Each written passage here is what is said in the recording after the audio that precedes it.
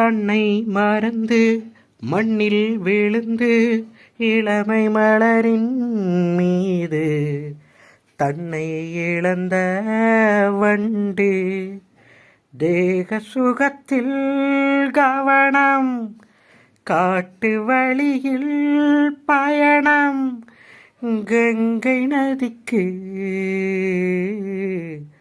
மண்ணிலணையா இளமையினும் பூங்காற்று பாடியது ஓர் பாட்டு ஒரு பொழுது ஓர் ஆசை சுகம் சுகம் மடிலே ஒரே சுகம்